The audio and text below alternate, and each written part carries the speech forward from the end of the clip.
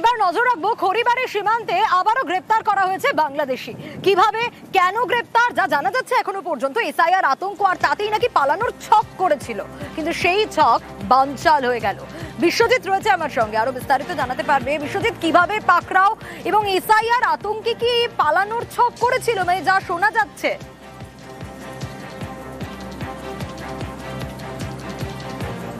সেই অনুমানই, কারণ এসআইআর আতঙ্কের মাঝে কিন্তু ইতিমধ্যে দেখা যাচ্ছে বেশ কিছু বাংলাদেশি তারা কখনো বাংলাদেশ ফেরার চেষ্টা করছে, আবার কেউ কেউ বাংলাদেশি কিন্তু নেপাল ফেরার চেষ্টা করছে। সেই রকমই কিন্তু এই হেমল চন্দ্র রায়, যিনি এই পানি ট্যাঙ্কি অর্থাৎ ইন্দো নেপাল সীমান্ত সেখানেই কিন্তু দাঁড়িয়েছিলেন এবং তারপরেই তাকে পাকড়াও করা হয়। তার কাছ থেকে উদ্ধার হয়েছে ভারতীয় আধার কার্ড এবং তেমনি বাংলাদেশি পরিচয়পত্র, যেটা এসএসবি সূত্রে জানা গিয়েছে যে ফেব্রুয়ারি মাসে তিনি কিন্তু অবৈধভাবে বাংলাদেশ থেকে ভারতে আসেন, আর বাগডোগরাতে তিনি একেবারে সেখানে কাজের সূত্রে দীর্ঘদিন ধরে কর্মজীবনে ছিলেন এবং এরই মাঝে তিনি এই এসআইআর আতঙ্কের মাঝে তিনি নেপালে পালানোর চেষ্টা করেন। আর সীমান্তের পানি ট্যাঙ্কি বাসস্ট্যান্ড এলাকা সেখানেই তাকে কিন্তু আটক করা হয় এবং তার কাছ থেকে সন্দেহজনক হিসাবে ভারতীয় আধার কার্ড পাওয়া যায়।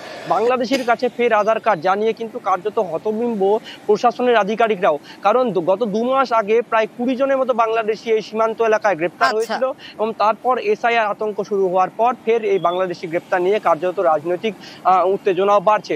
তবে এই হেমল চন্দ্র রায়কে আজ রিমান্ডে নিয়ে কিন্তু জিজ্ঞাসাবাদ করা হবে, যেটা পুলিশ সূত্রে আমরা জানতে পারছি যে হিমাল চন্দ্র রায়ের বাড়ি দিনাজপুরে ছিল এবং সেখান থেকে কিন্তু তিনি ফেব্রুয়ারি মাসে এদেশে আসেন এবং রায়গঞ্জে তিনি এই আধার কার্ড বানিয়েছিলেন। মূলত মোটা টাকার বিনিময়ে তিনি আধার কার্ড বানানোর পর নেপালে থাকার প্রবেশ করার জন্যই তিনি কিন্তু সীমান্ত এলাকায় ঘুরছিলেন। সেই সময় এসএসবির 41 বাহিনী ব্যাটালিয়ন তাকে কিন্তু গ্রেপ্তার।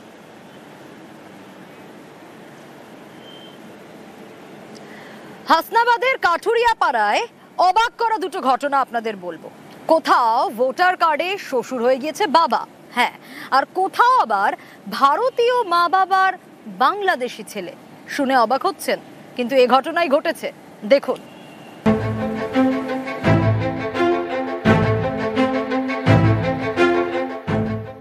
উত্তর 24 পরগনার হাসনাবাদ, এখানকার কাঠুরিয়াপাড়া এলাকায় চাঞ্চল্যকর ঘটনা। ভোটার তালিকায় শ্বশুর হয়ে গেলেন বাবা, শ্বশুরকে বাবা সাজিয়ে ভোটার তালিকায় নাম তুলে ফেলেছেন বাংলাদেশি জামাই। আব্দুল হক মন্ডল কি হয়? আমার স্বামী। তোর মনসুর মন্ডল আব্দুল হকের বাবা কি করে হলো ভোটার লিস্টে? এখন আগে তো ছিল না অত কিছু, হচ্ছে যে এখন এরকম সমস্যা হবে তার জন্য অত তার মানুষ জানতে পারতো না। কয়েক বছর আগে আলেয়া মন্ডলের সঙ্গে বিয়ে হয় বাংলাদেশের আব্দুল হক মন্ডলের।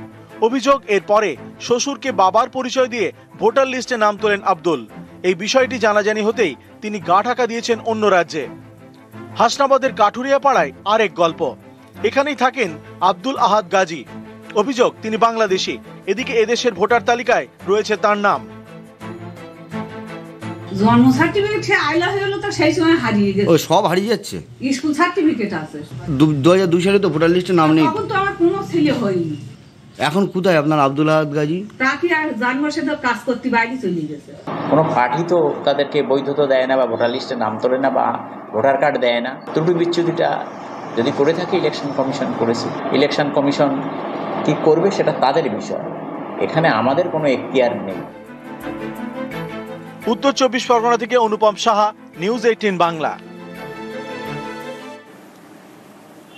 হুগলির ভদ্রেশ্বরের চাপদানির দিকে এবার নজর রাখবো। কেন নজর রাখবো? কারণ মর্মান্তিক ঘটনা সেখানে। একই পরিবারের 3 জনের দেহ উদ্ধার হয়েছে, আত্মহত্যা বলে অনুমান করা হচ্ছে এবং দেওয়ালে পরিবারের বেশ কয়েকজনের নাম পর্যন্ত লেখা রয়েছে বলে জানা যাচ্ছে। পুলিশ গিয়ে দেহ উদ্ধার করে। স্বামী, স্ত্রী এবং মেয়ে, তাদের রহস্য মৃত্যু। কিন্তু কি কারণে মৃত্যু এখনো পর্যন্ত কি জানা যাচ্ছে সোমনাথের থেকে জানতে পারবো। সোমনাথ, মর্মান্তিক ঘটনা, 3টে প্রাণ চলে গেল, একটা পরিবার শেষ হয়ে গেল, কিন্তু এর পিছনে কি কারণ রয়েছে এখনো পর্যন্ত পুলিশি তদন্তে কি অনুমান, এবং দেওয়ালে পরিবারেরই বেশ কয়েকজনের নাম লেখার কারণ কি? হ্যাঁ দেখো, সেটাই পুলিশ তদন্তে নেমেছে যে কি কারণ এই যে দেয়ালে পরিবারের 7 জনের নাম লিখে রেখে যে স্ত্রী এবং মেয়েকে বিষ খাইয়ে নিজে আত্মহত্যা করলেন, যে এর পেছনে কি কারণ রয়েছে। কেন আমরা স্থানীয় সূত্রে এবং পুলিশ স্থানীয় সূত্রে যেটা জানতে পারছি যে পাওনাদাররা প্রায় বাড়িতে আসতো, ধার দেনার মধ্যে জড়িয়ে পড়েছিলেন এই কুয়ামুদ্দিন এবং সে ধার দেনা শোধ করার জন্য জমি বিক্রি করার জন্য বাবা মাকে বলেছিলেন, কিন্তু বাবা মা যেহেতু পঙ্গু অবস্থায় রয়েছে, বিছানা শয্যাশায়ী, সেই কারণে জমিও বিক্রি করতে পারছিলেন না এবং বাবা মা যে ভবিষ্যতে কি হবে সেই কারণে জমিও বিক্রি করতে পারছিলেন না। পাওনাদাররা বারবার ধরে বাড়িতে আসছিলেন। সেই কারণে কি আত্মহত্যা করলেন, যে স্ত্রী মেয়েকে বিষ খাইয়ে, না এর পেছনে অন্য কারণ রয়েছে? দিয়ালে যে যখন আত্মহত্যা করেছেন, যে ঘরের মধ্যে আত্মহত্যা করেছে এবং স্ত্রী এবং মেয়েকে যে বিষ খাইয়ে মেরেছে, এবং সেই ঘরের মধ্যে দিয়ালে 7 জনকার নাম লেখা রয়েছে, পরিবারের 7 জনকার নাম লেখা রয়েছে। প্রাথমিকভাবে অনুমান, পুলিশের অনুমান যে বিষ খাইয়ে মেয়ে এবং স্ত্রীকে বিষ খাইয়ে তারপর নিজে আত্মহত্যা করেছে। এর পেছনে কি কারণ রয়েছে, পরিবারের কেন 7 জনকার নাম লিখলো, পুলিশ তদন্তে নেমেছে এবং জানার চেষ্টা করছে। বেশ, গোটা বিষয় খতিয়ে দেখা হচ্ছে।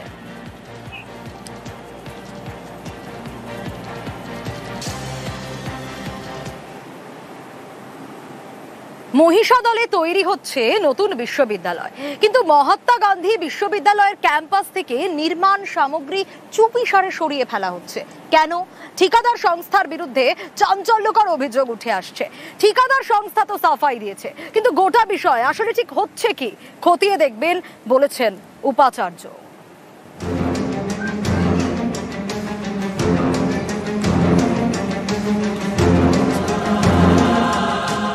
মহাত্মা গান্ধী বিশ্ববিদ্যালয়, সরকারি এই বিশ্ববিদ্যালয়ের ক্যাম্পাস তৈরি হচ্ছে পূর্ব মেদিনীপুরের মহিষাদলের কাপাসগেড়িয়ায়। সেখান থেকে ইট বালি লোহার রড সরিয়ে ফেলা হচ্ছে বলে অভিযোগ।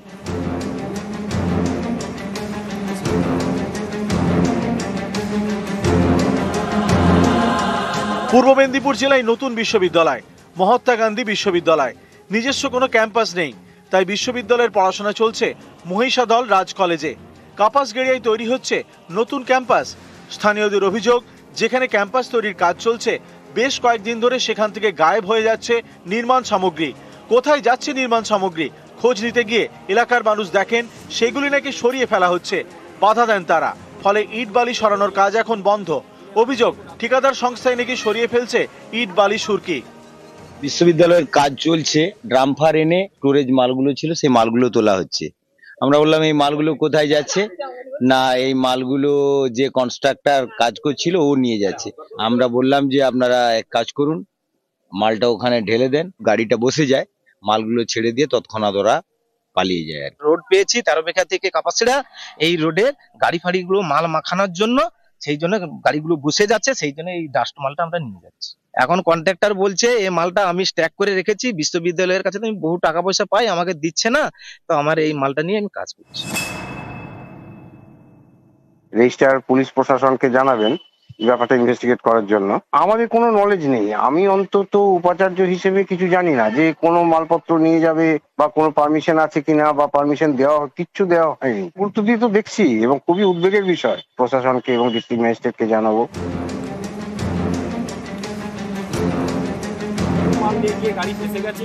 মহিষাদল থেকে ক্যামেরায় সন্দীপ গুড়িয়ার সঙ্গে সুজিত ভৌমিক, নিউজ 18 বাংলা।